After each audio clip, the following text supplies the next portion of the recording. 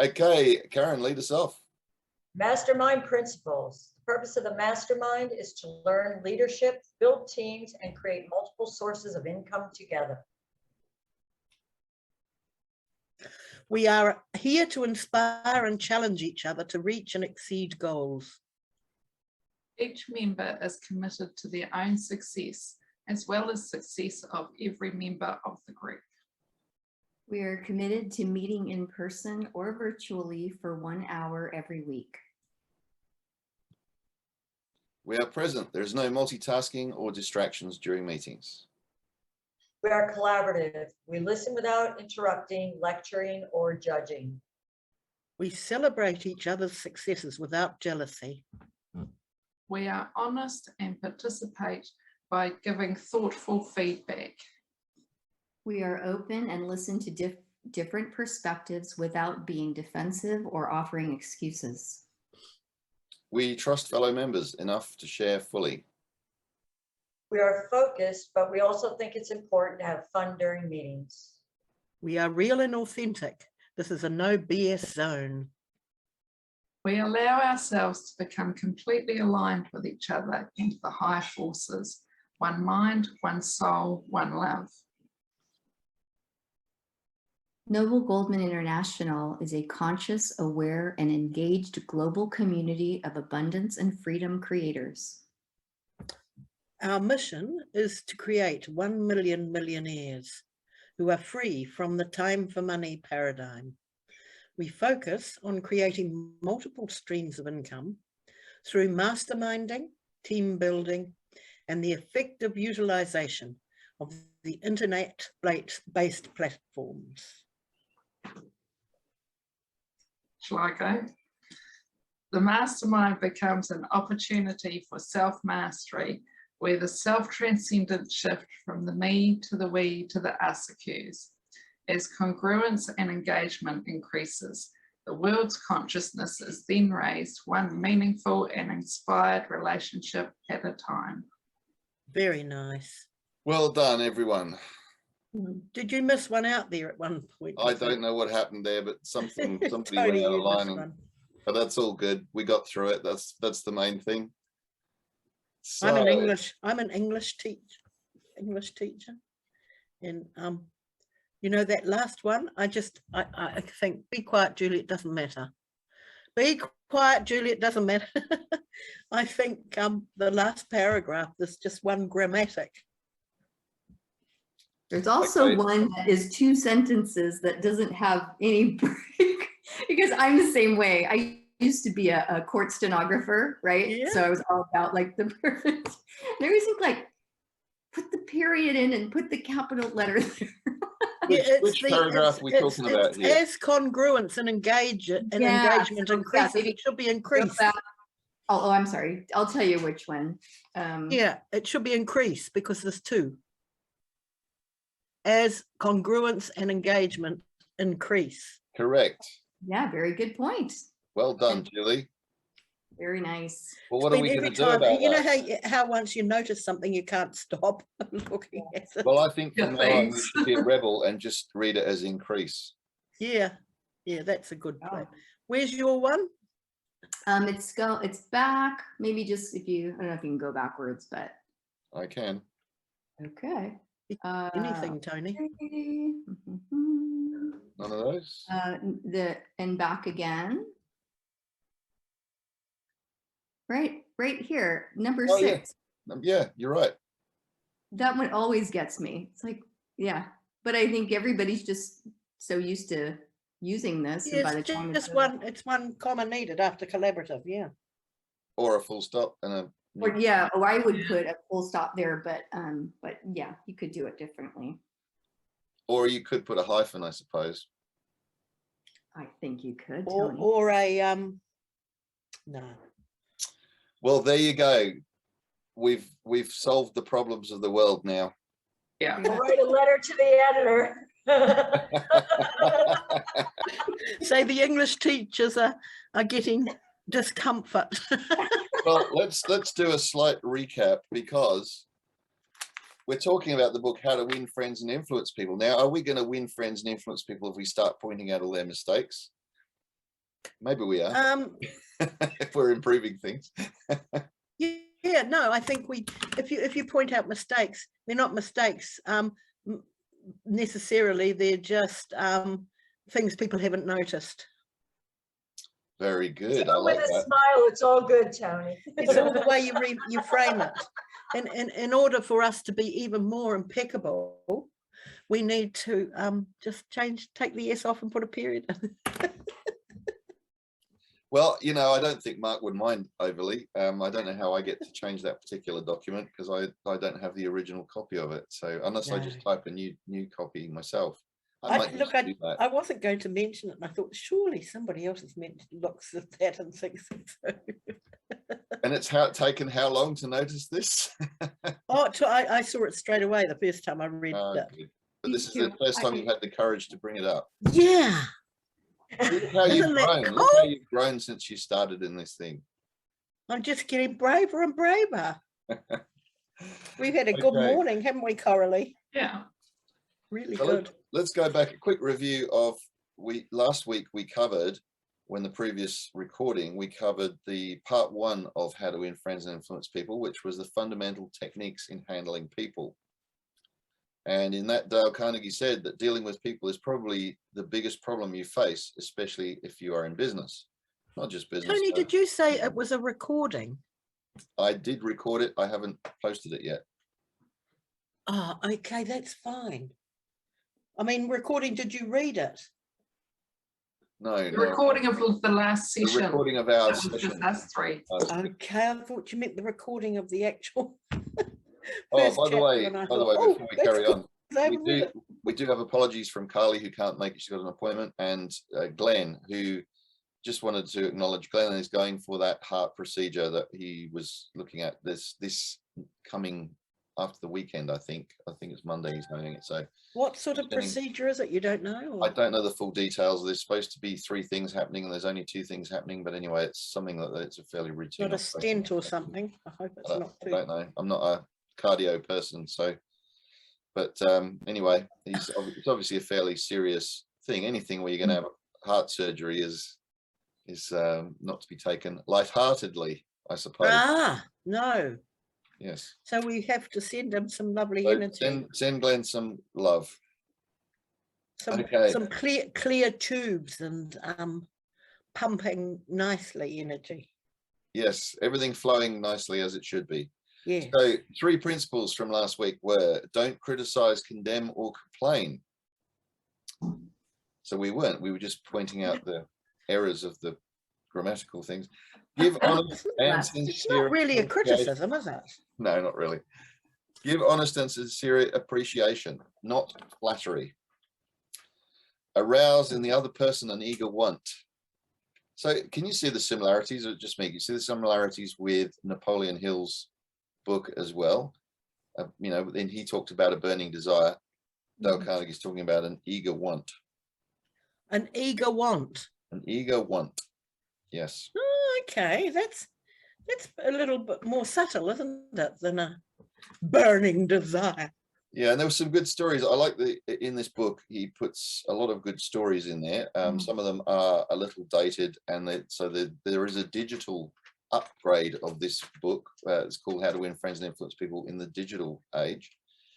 Bearing in mind that this was written in 1936, so we do have to take account there was no social media, there was no internet. In fact, there was slavery still going on. Women didn't have any rights really much. Was there slavery? Where was there slavery going on? Well, funnily enough, still in Australia. Really? Yeah. That's not funny. That's not funny. But no, I'm only saying funny in the sense of ironically that it was where funny peculiar. Where I'm living. Okay, what else? That criticism is futile and tends to get people's backs up rather than, you know, unless it can be constructive criticism and can be done well. Key is to make the other person want to do whatever it is, and that William James said the deepest principle in human nature is the craving to be appreciated. Yeah. Emerson said, every man is my superior in some way. In that I learn of him. And in chapter 3, they talked about, if you can do this, you have the whole world with you. We are interested in what we want. How can I make this person want to do whatever it is? Well, help by creating win-win solutions, solving problems. Don't sell things to people. Help them see how they can win. So that was fundamental techniques in handling people. And then part 2, and it's a fairly big chunk that we've sort of covered this week, but I thought really it makes sense to cover it because they're really 6 principles. And I'll cut straight to the chase.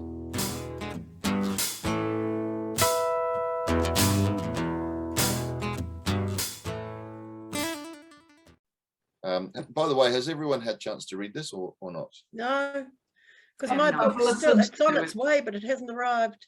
Okay, so Karen has. And Yes, I did. Judy, you can download a free PDF of it. That's what I did. Yeah, I ordered it anyway, and they said it's on its way, Australia. okay. But that doesn't matter because the But book, thanks, I have a look. it doesn't matter that you haven't read it, because what we're going to cover is something we all know really deep down. Anyway, he's just telling us things that we probably already know. It's just by focusing on them, we can improve how we apply them on a daily basis in our lives. So I'll cut to the chase and just read out the 6 principles, and then we'll go back and discuss each one. So the 6 principles of 6 ways to make people like you. So remember, the book is How to Win Friends and Influence People. So you obviously want them to like you, because if they like you, then you can be more of an influence on people moving forwards. So principle 1 is to become genuinely interested in other people, which is something he talked about in that previous section.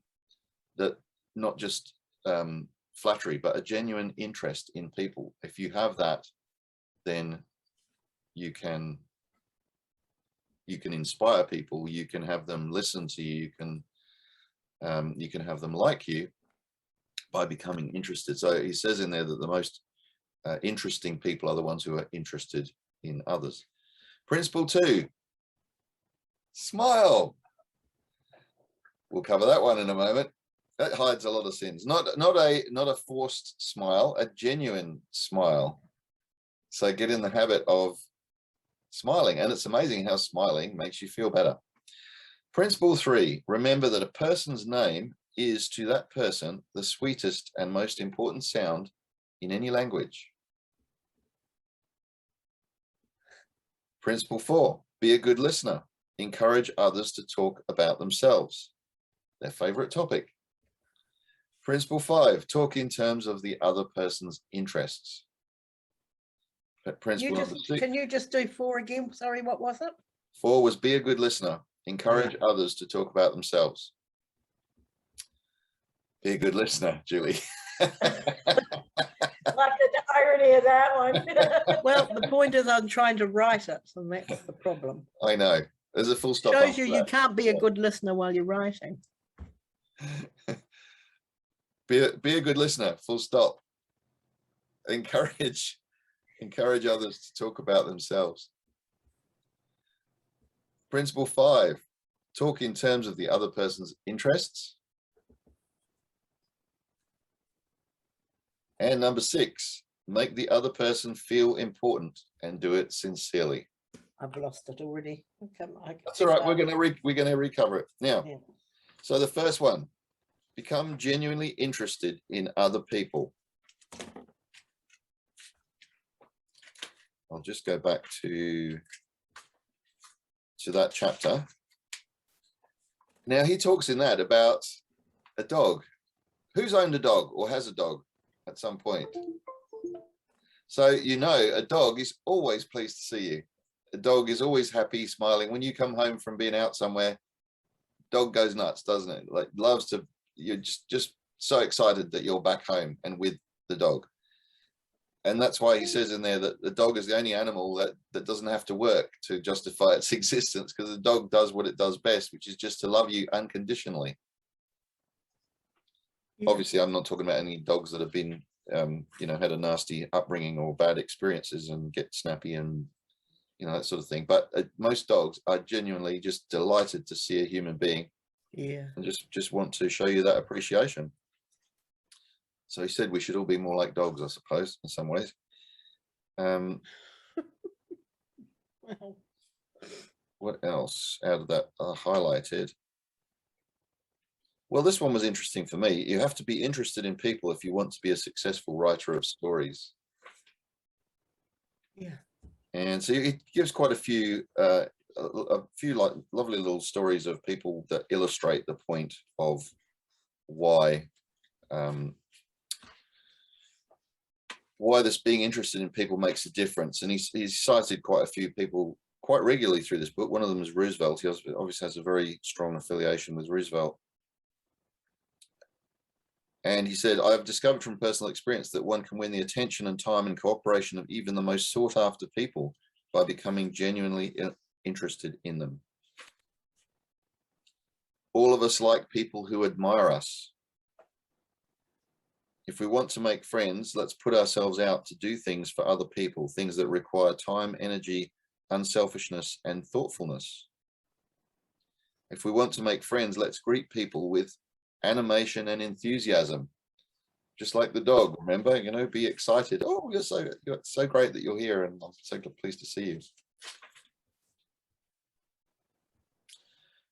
And but it must be sincere. You can't just, you know, put it on and pretend that you're pleased to see the person when you're actually not very happy about seeing that It'll person. show in the eyes.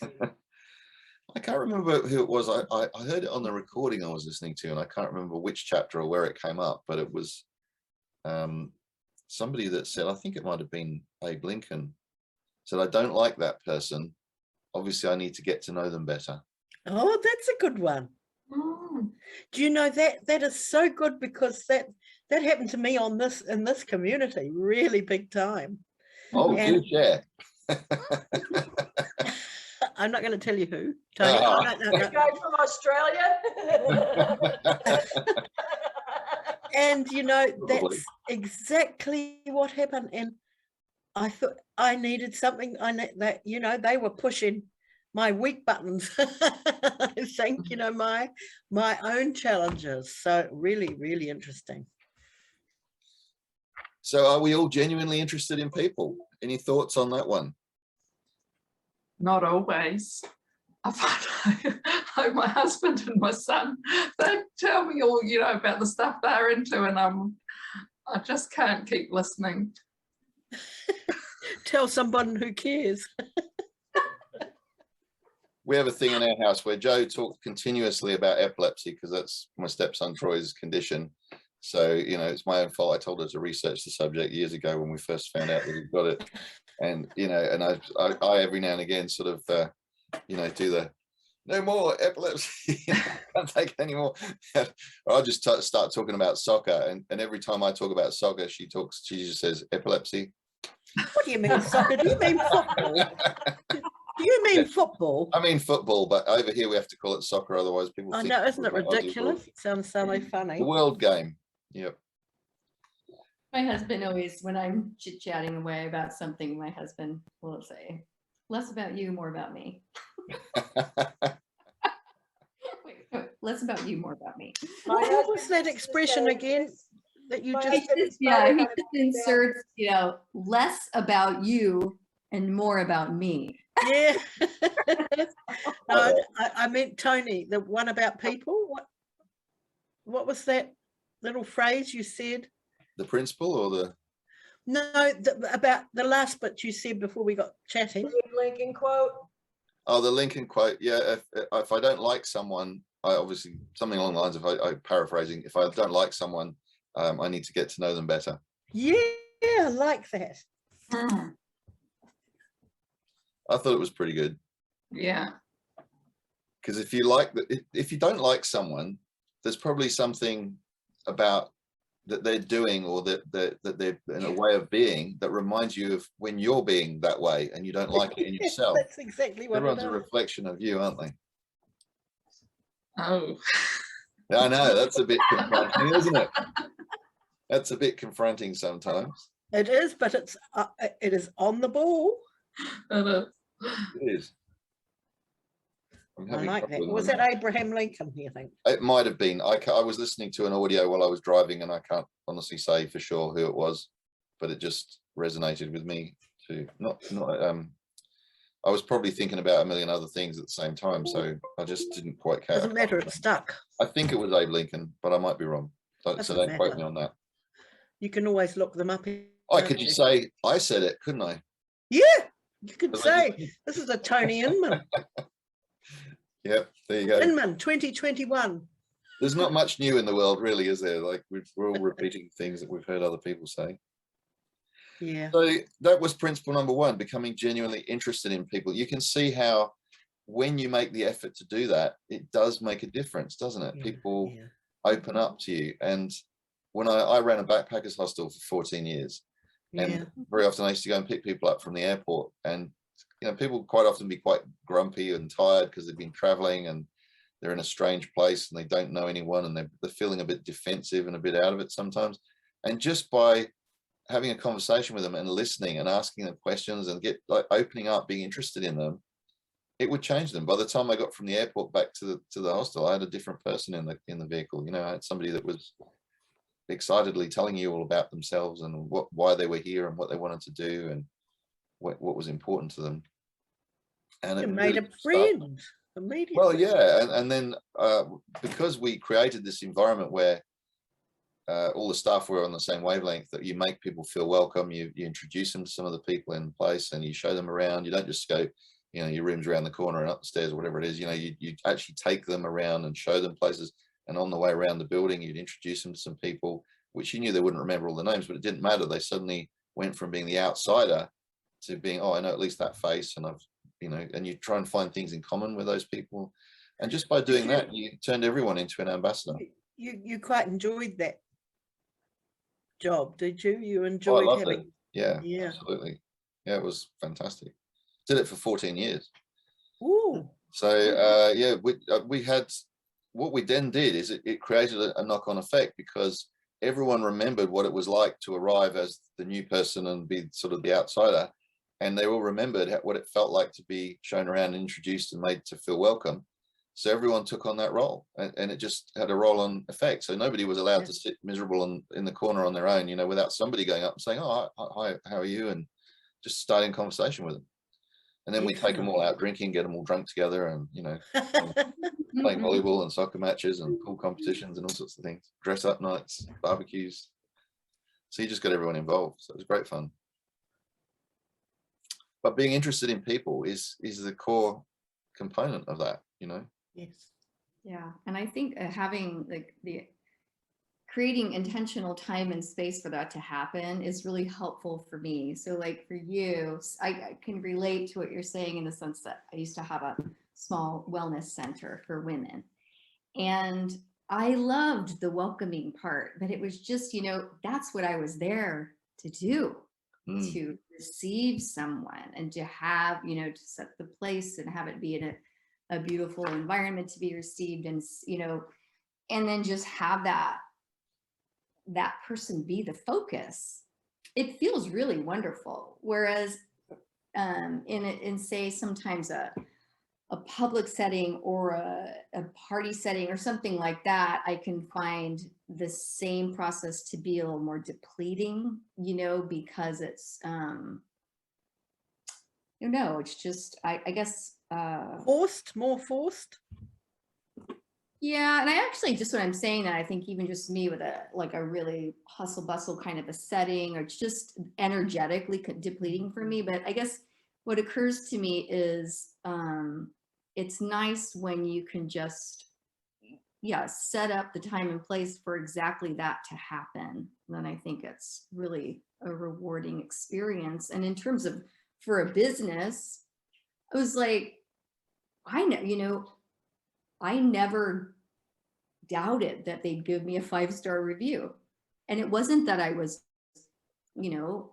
pompous about it. It's just that I knew I was offering that, I knew exactly what I was offering in terms of really focusing and providing an experience. And so I think from a business perspective, it can be very powerful. And incidentally, I'm sort of struggling with that right now because I'm in more of a sales and promotion.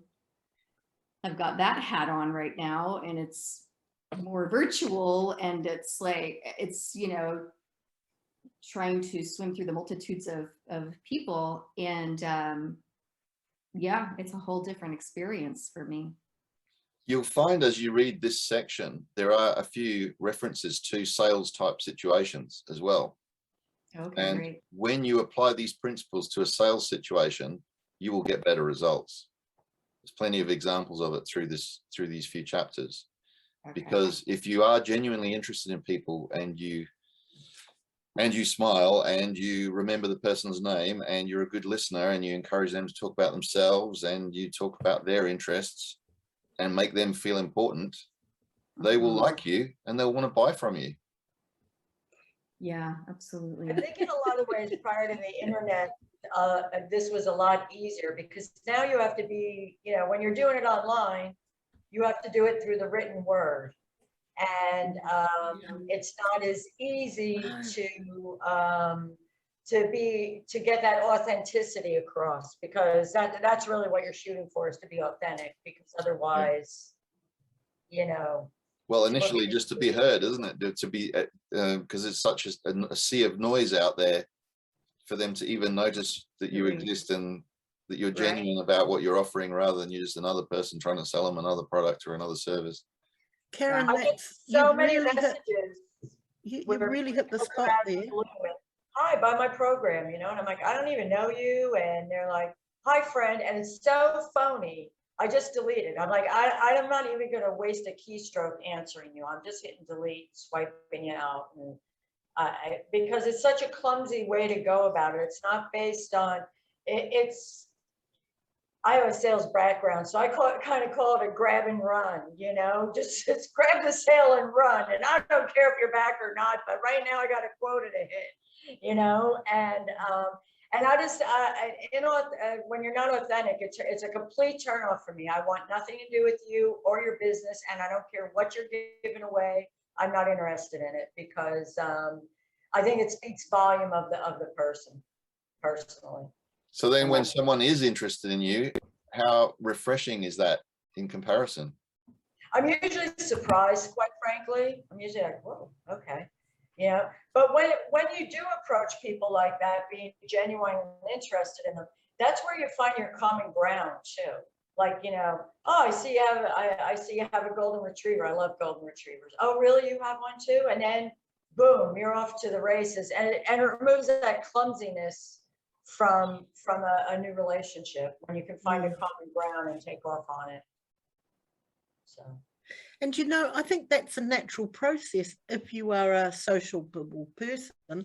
If you were going somewhere where it was, there was a room full of people new, then you would do that sort of thing. I would, naturally, I would make myself known, and but the internet, it's sort of false. And I know me in particular, I've had a huge problem over the last couple of weeks communicating with somebody I know well, but having it completely misconstrued. And, in turn, the message coming back to me, I was insulted by, because I found it patronizing. And so it's really, that was the written.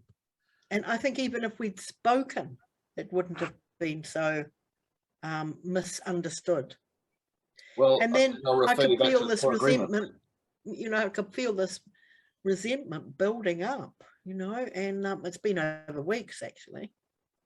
That's something that came up in the recording I was listening to of the updated version of this, the digital age book, which might be, I'd highly recommend looking at that as well, because he talks in that, I can't remember which section it was last night I was listening to, about diffusing those kinds of things by addressing the issue and maybe being willing to admit where you might have misinterpreted or been wrong, or that immediately opens the door for a conversation. But when you accept some part responsibility for things going wrong, hang on, I've just got to plug in my power supply, otherwise I'm going to drop out. It's quite interesting, Tony, because I used to teach kids how to do this, especially when it came to being bullied, at school and things. And, we'd have this anti-bullying week, and there was more bullying than ever an anti-bullying week. That's statistics of the bad examples, sort of taking over.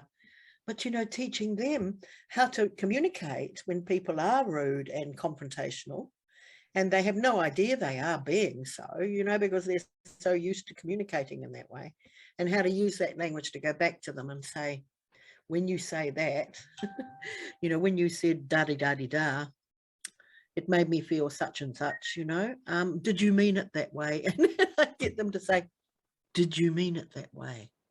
And then you're throwing that back to them, and you find 9 times out of 10, they're shocked, that they've actually spoken like that.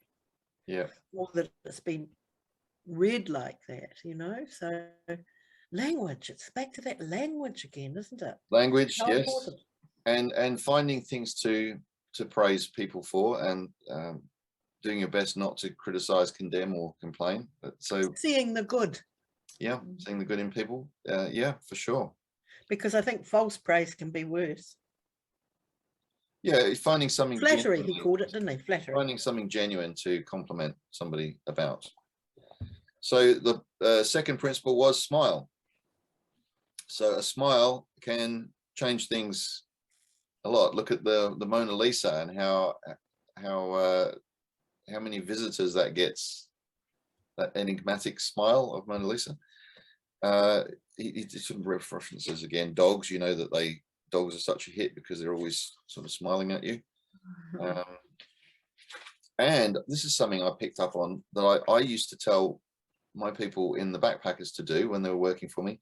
When you answer the phone, smile, because that resonates through the phone line and people pick up on it the other end. We get people phoning from the airport to choose which place they were going to stay at. So they'd be asking you a few questions. And the way you spoke, I had people check in and say, well, we chose your hostel because your staff sounded so friendly on the phone. Yeah. And a lot of it was just smiling. No matter what's going on in your day, you might be under pressure, you're dealing with 6 people at the reception and things have just gone wrong for you some way, and you've got to break away from all that and go, I'm focused on this phone call right now. I'm going to smile, because that person on the other end doesn't know any of this stuff that's going on. They're not going to make any allowances for you. That like I rang one of the other hostels one day, and the answer was, oh God, hasn't he diverted the phone? Oh, yeah, what do you want? Yeah. Really, that's how you answer your business phone line? That was the competition. I was going, yes. Or you could answer it with some funny thing, like Underground Airways. Can I help you? You could. Underground Airways. So he says in this chapter, everybody in the world is seeking happiness, and there's one sure way to find it. That is by controlling your thoughts. Happiness doesn't depend on outward conditions. It depends on inner conditions. It isn't what you have or who you are or where you are or what you are doing that makes you happy or unhappy. It is what you think about it. Powerful stuff, huh? Abe Lincoln said that most folks are about as happy as they make up their minds to be. So if you're struggling one day and you're thinking life's not going very well, start with a smile. It's amazing how that changes your whole persona straight away. It actually does something hormonally too. It activates something. The actual physical movement activates something in the brain. Yeah. And he uses the example about babies. What's the happy one? The happy hormone, that you eat chocolate. Serotonin. Serotonin, yeah. I thought you said the hippie one, and I'm thinking happy. the 70s. Happy. That's happy with a New Zealand For accent. some reason I thought of Scooby-Doo and Shaggy, you know, just that's the image that came into my mind when you said that. Chinese proverb, a man without a smiling face must not open a shop. That goes back to what you were saying, Nancy, about, you know, creating the experience, and it costs nothing but creates much. And nobody needs a smile so much as those who have none left to give. So it's, as I'm doing this cleaning work and I'm going around, I bump into people, you know, the different buildings I'm cleaning, and I always smile at them and say hello, and that, you know, 99 times out of 100 they'll smile back and say hello, and it spreads a vibe around, you know, the more you can do that. Probably made their whole day, Tony. You can do sometimes if you catch it. That's one of my challenges, actually. If I get the checkout girl that's grumpy or something, you know, I talk to them. I make it my challenge to turn them around. Get them smiling. And you take a score for the end of the day. My success rate today was. I haven't been, but maybe I should. That's better than an affirmation. It's a good personal challenge to have, isn't it? You're spreading a ripple of sunshine. I've done that, and there's this one little like Quickie Mart that I used to pop in and out of fairly quickly, and it's always crazy, and there's always cranky people in it. The staff is usually cranky. So I was on this kick like you, like, I'm gonna see how many smiles I can collect off of cranky people everywhere I go today. I'm gonna, you know.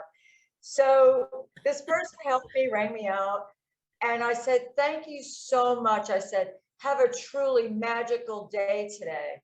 And they just kind of froze, and then this huge smile bust out of their face. I said, because you're awesome. And I walked out the door, you know.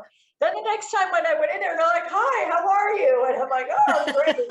I'm like, you spread that magic, aren't you? You know, so it's just, yeah, it's funny. There's an example in one of the chapters in this section that where he goes into a restaurant and gets a, you know, very small helping of whatever the food is on the plate, and then makes this effort to warm up this person and be nice to them and be, you know, chatting to, and each time we get back there's extra food on the plate and get treated better by the staff.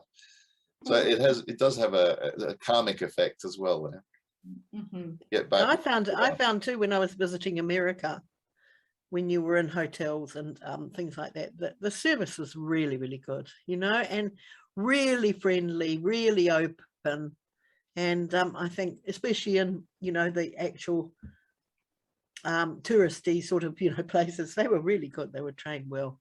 And in Holland, it's the exact opposite. Really, you have to extract a smile or a change of plan.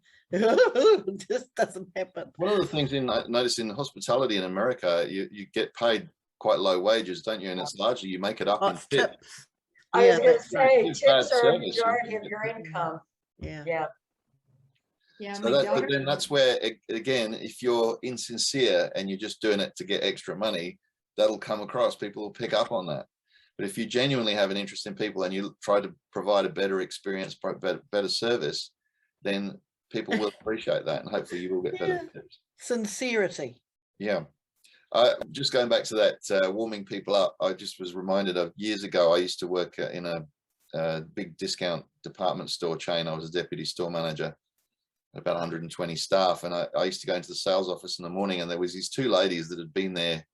One was not far off retirement, and the other one probably should have been, and they would sit there like the gruesome twosome, you know. They would be muttering. I'd walk in the morning and they'd be like, oh, this bloody place, and yeah, can you believe they're asking us to do this? How stupid is that? That's not going to work, and all this sort of complete negativity.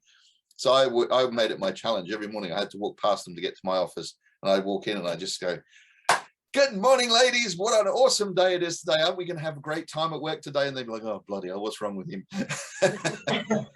You probably pissed them off, right? Oh, I really pissed them off. It was great fun. I made it my mission to, you know, walk in there as smiley and friendly and cheerful as I possibly could, just to combat all the negativity. Great fun. You can make a game of it, having fun and impacting people that way. Yeah. So remembering principle 3, that a person's name is to that person the sweetest and most important sound in any language. Which one was that for? Person's name. Yeah. Person's name, Julieta. Definitely don't like that name. No, when we had, again, go back to the backpackers, because it's tourism and hospitality, you know, I knew I'd have 60 people staying there, and I knew almost everybody's name.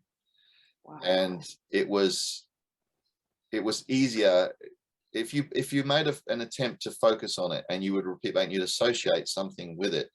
So it would be, okay, so it's Julie from New Zealand, also lived in Holland, used to be a teacher.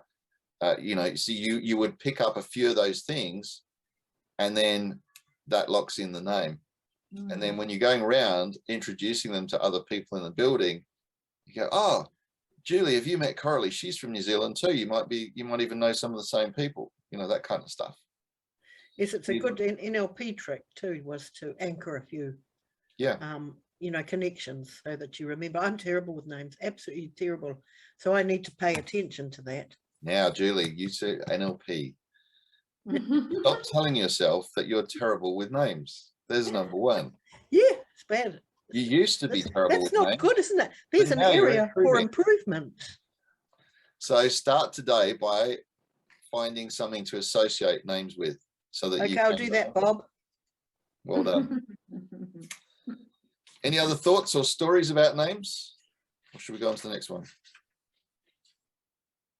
He does give some examples of how remembering a person's name can open doors and make a big difference, and how someone like Roosevelt, again, used to make a conscious effort to remember everybody's name. Napoleon III boasted that in spite of all his royal duties, he could remember the name of every person he met. His technique was, if he didn't hear the name distinctly, he would say, I'm so sorry, I didn't get the name clearly. And if it was an unusual name, he would say, how's it spelled?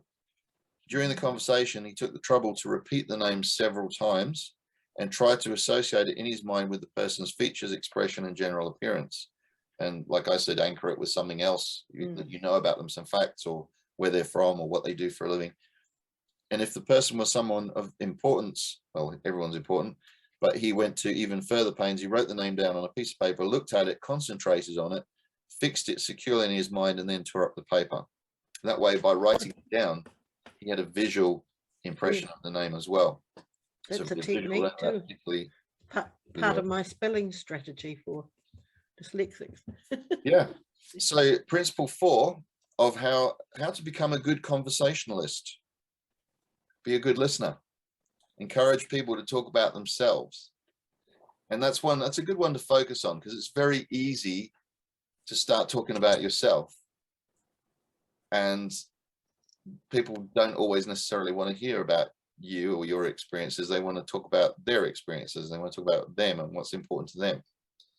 So the more you can step back and resist the temptation to especially be thinking about the next thing you're going to say while the other person's still talking, rather than actively listening and taking in what they're saying. And in a sales role, obviously that's vital, because a good salesperson is always listening for what they can hear, that they can also use in the conversation to relate back to how this product or service is going to be a match for that person. Good. Is that number 5? 4. That's number 4. Be a good listener. Okay. Ironically. That's 2 for 2, Julie.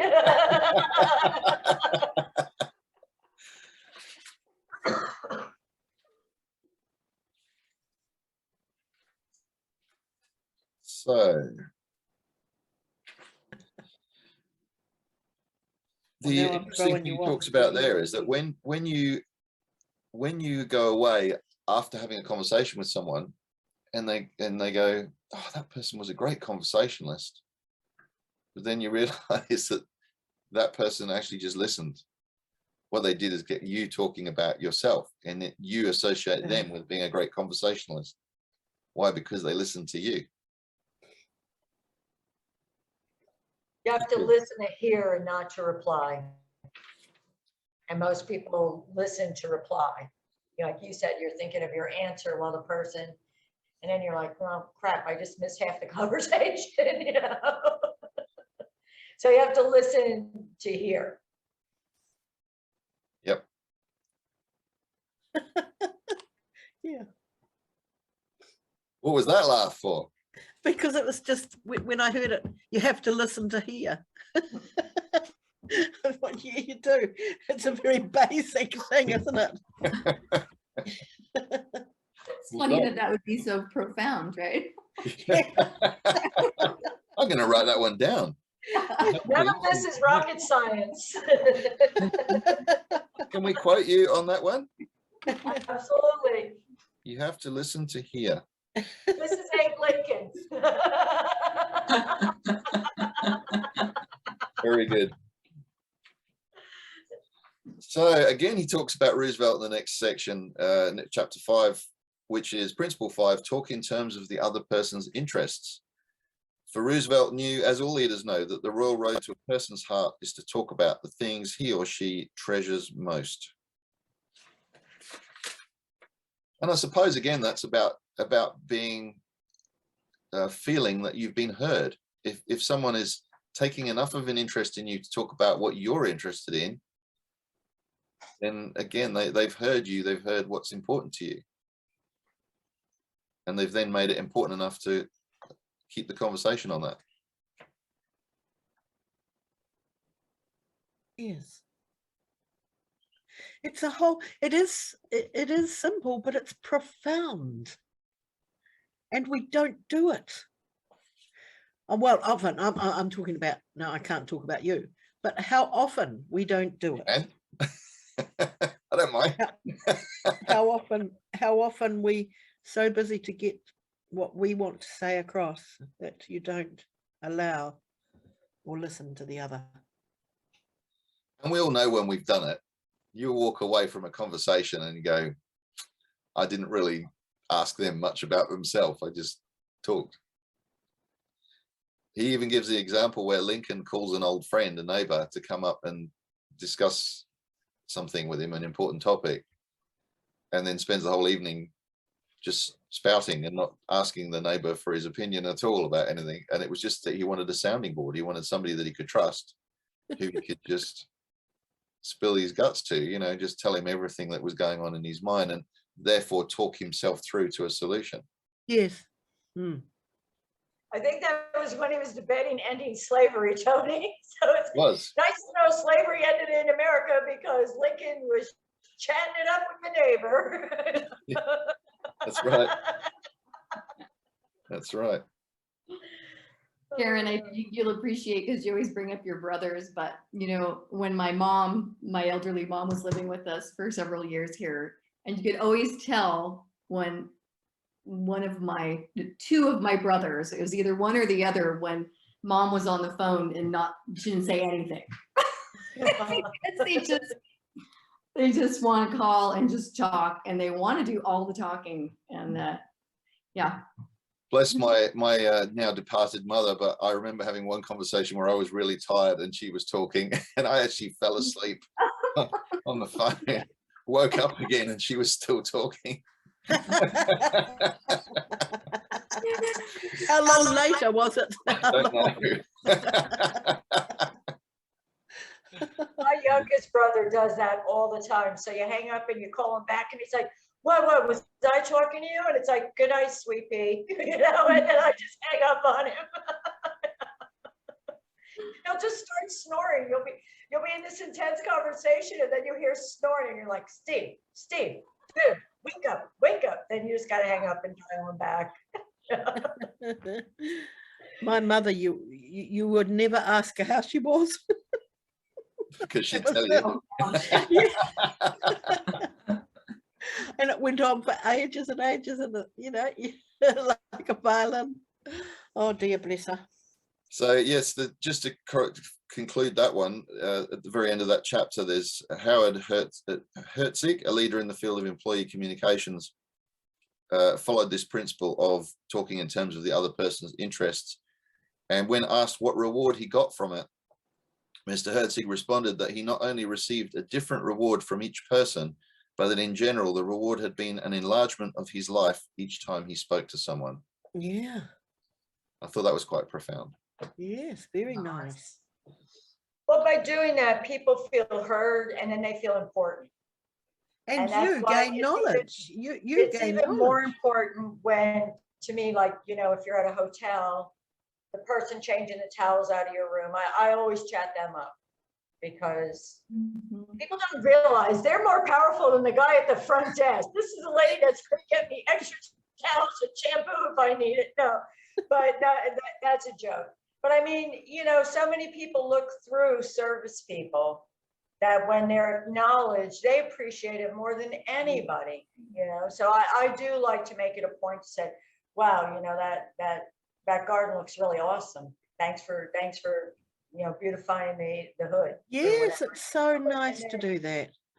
And you might make that person's day by doing that too. Yeah. I'm a gardener. Tim So Minchin's I'll one of stop those. and talk to people and thank them for their gardens. There's a couple of women around here that have just beautiful gardens all year. It blooms. It's just gorgeous. Even in the winter, they've got something with berries on it. And when I see them out, I always thank them. I'm like, thank you so much. It's such a pleasure driving by your property. I smile every time. You can't not smile at flowers. It's obvious that that's a passion of theirs. It's the thing that they're really interested in, or they wouldn't have put so much time and effort into it. So you're actually, again, paying attention to what they're interested in and complimenting them for it. That just reminded me of something once, and we used to go for walking around in Hawke's Bay when I lived there, and they had beautiful rose gardens. And I remember walking with my grandson, and he smelt. There was a rose hanging over the garden, and I said, God, come and smell this. And we smell it, and then the front door opened, and this woman yelled, leave my roses alone. So it was the exact opposite. Leave my roses alone. What are you doing? God, I thought, poor child, you know. That's odd, because most gardeners are like cooks. They want to share it with you. They'll be like, hang on, I'll grab my clippers. You can take that one with you. Yeah, or whatnot. Yeah, I know, it was very unusual. But just when you said that, I thought, well, there is the opposite. Maybe she had people picking her roses out of her garden and she got fed up. Yeah, probably. Yeah. The more you pick, the more they bloom. So, principle 6, make the other person feel important and do it sincerely. Yes. So that's your gardening example is a perfect fit for that one.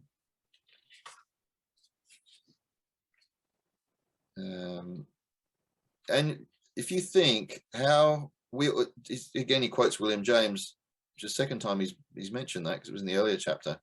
The deepest principle in human nature is the craving to be appreciated. We all like it when someone notices something that we've done, that we're pleased that we've done, or we're proud of. And so when someone acknowledges you for that, don't you feel special? Mm-hmm. Have you ever gotten a compliment like out of left field and you're just like shocked, or just like, oh, wow, well, thank you, you know, because you don't even think about it. And it's just like, oh, really? And I mean, those compliments I really appreciate, because they're just out of nowhere. Or if it's a compliment on something really tiny, you know, then it's like, wow, thank you. You rock, you know? Something to observe about that is when that I love what you just did, is when somebody compliments you like that, say thank you. We've got a friend who's, and I think it goes back to a low self-esteem issue, but she'll always deflect that compliment. So when someone thanked her the other day, we were out with them, and someone's, oh, that's a lovely top that you're wearing. Oh yeah, I got it in a op shop at, you know, she was trying to justify why she didn't spend that much money on it. You know, I was just, rather than just accept the compliment. And it sort of amuses me, because I've seen it happen so many times that she does this, you know, that she just won't take the compliment and pay the compliment back of thanking the person for noticing, or thanking them for giving them that compliment. Tony, I've spent my whole life being like that. Really? Until recently, I've spent my whole life deflecting, you know? Not accepting a compliment. Yeah. Yeah. I used to do it, and then somebody said, you have to receive, because, you know, when you're used to giving a lot, it's odd to receive.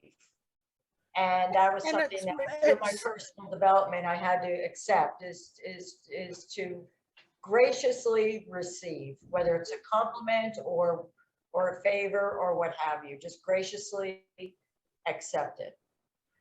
because Part of that is about it's feeling that you insulting deserve to the person that's given it, really, isn't it?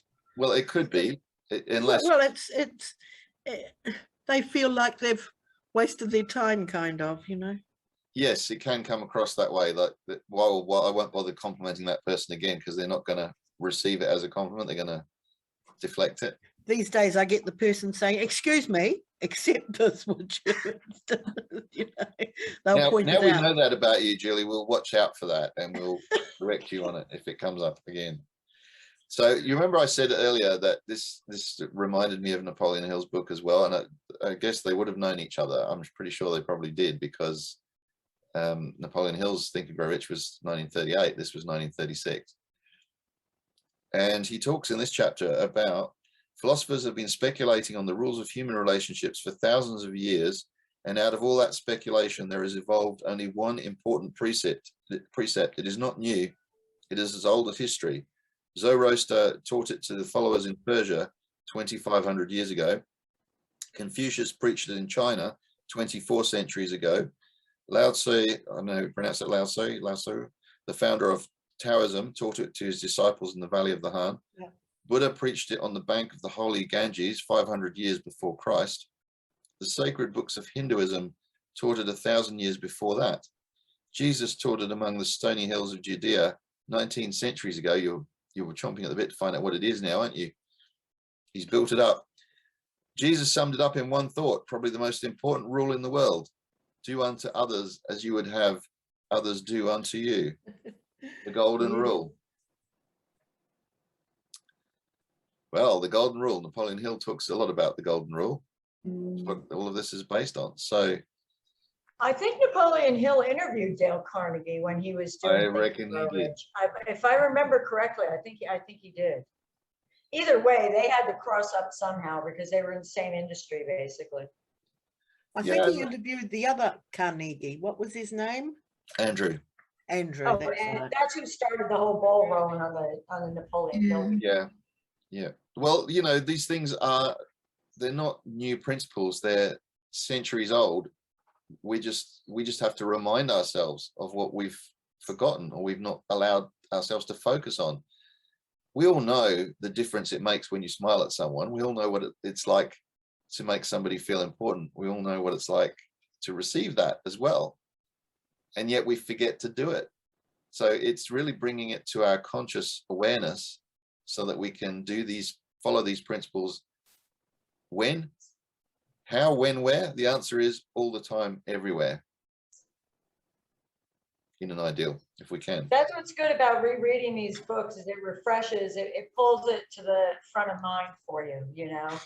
I mean, we know it, but it can get buried in the chaos of life. Life is a busy place. And so I think that these, for me anyway, when I reread something like this, it's like a mental tune-up to be more mindful of that. Yes. Absolutely, it is a tune-up. You know, who's it said? I can't remember who it was now.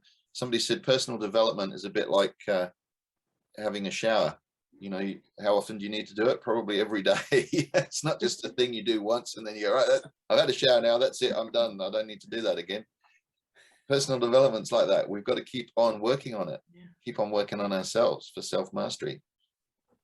Disraeli, at the end of this chapter, Disraeli, the British politician, said, talk to people about themselves and they will listen for hours.